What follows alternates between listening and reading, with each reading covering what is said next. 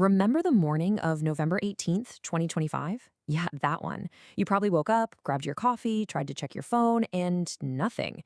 For a huge chunk of the world, the internet just stopped. It completely vanished.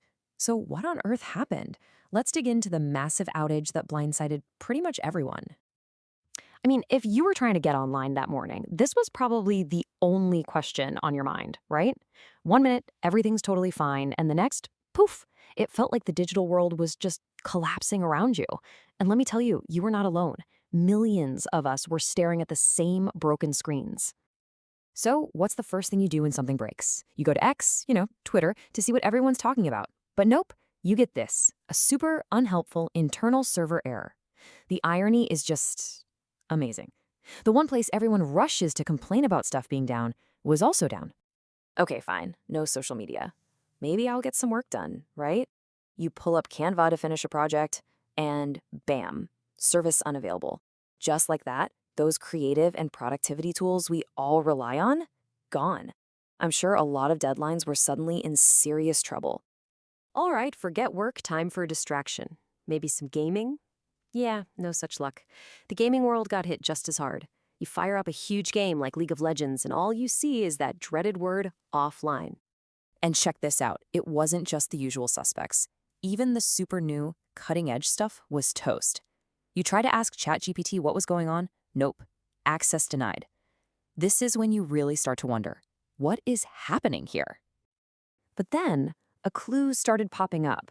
On a bunch of these broken sites, people started seeing this weirdly technical message.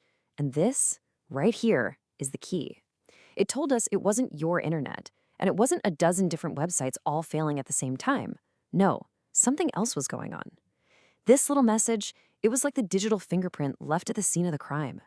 And that fingerprint, it pointed straight to a company that, honestly, most of us have never even heard of.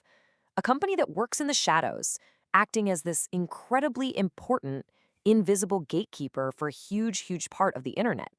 So let's talk about Cloudflare. Who are they? Well, the easiest way to think about them is like the internet's backstage crew. They're the security guards, the traffic cops, and the express delivery service all rolled into one. You don't actually see them, but they're the ones making sure all the websites you love work fast and, more importantly, safely. And their job is, and I'm not exaggerating here, absolutely critical. They put up this giant shield to protect websites from cyber attacks. They're also like a shock absorber, so when a site suddenly gets a flood of traffic, it doesn't just crash and burn. Oh, and you know those little I'm not a robot boxes you have to click? Yeah, that's often them too. They are, in a word, essential. Okay, so to really get why one company's bad day became everybody's bad day, we need to pull back the curtain a little on how the internet is actually put together. Because, it's not quite what you might think. You see, we've got two sides to the web. There's the visible part, X, Canva, Netflix, all the apps you tap on every day. But propping all of that up is the invisible infrastructure. And here's the kicker. It's run by just a handful of huge companies like Cloudflare or Amazon Web Services. They provide the raw power that pretty much everything else just plugs into. Here's a great way to think about it. The internet is like a power grid. You've got your house, which is your favorite website, and then somewhere far away, there's the power plant. That's Cloudflare. You don't really think about the power plant, right? You just flip a switch and expect the lights to come on. But what happens if that one power plant goes down? Exactly. The lights go out for everyone. And that is a perfect analogy for what happened that morning. So, when that digital power plant went down, the domino effect was immediate and massive. It was a cascade of failure that spread across the entire globe in minutes. And I mean, it happened fast. Around 6 a.m. Eastern, the first little blips of trouble started showing up. By 6:15, just 15 minutes later, reports were just skyrocketing. It actually took until almost 7 a.m. for Cloudflare to officially put out a statement saying, yep, we're aware of an issue and we're looking into it. And here's the best part, the ultimate irony. You know Down Detector, the website we all go to check if other websites are down? Well, it was down too. And why? You guessed it. It also runs on Cloudflare. So you literally couldn't even check to see what was down because the checker itself was down. You can't make this stuff up. The sheer scope of this thing was just mind-boggling. It wasn't just social media. It was everything. Your work tools, your games, even niche sites for movie lovers. And maybe most importantly, All those systems that ask you to prove you're human, the CAPTCHAs, they were broken too. The entire web was just frozen in place. So, after all the dust settled, what's the big takeaway from all this? Well, this wasn't just some random, annoying glitch.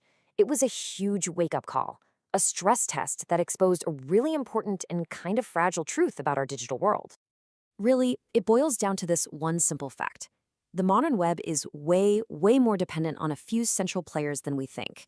We've built this amazing, sprawling digital world, but its foundation, well, it turns out it's a lot more fragile than any of us knew. We like to think of the internet as this vast, decentralized thing that can't be taken down. And in theory, that's kind of true. But the reality, the web we actually use every day, it's a different story. It relies on a tiny number of massive companies that are single points of failure. And if we ever needed proof, the great outage of 2025 gave it to us loud and clear. And all of this leaves us with a pretty big question to chew on, doesn't it? Our whole world is connected by the internet. But who's actually holding the keys? The Great Outage was a really stark reminder that the answer isn't us.